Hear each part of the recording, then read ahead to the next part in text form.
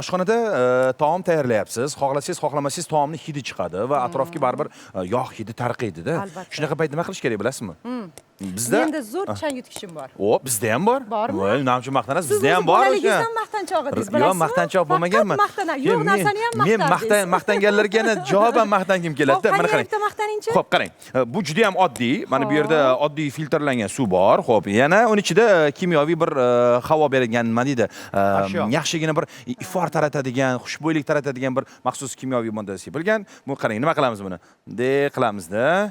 Bunaqasidan poklan deymiz mana. Ko'ryapsizlarmi? Bemalol. Bemalol bu havoni namlantiradi.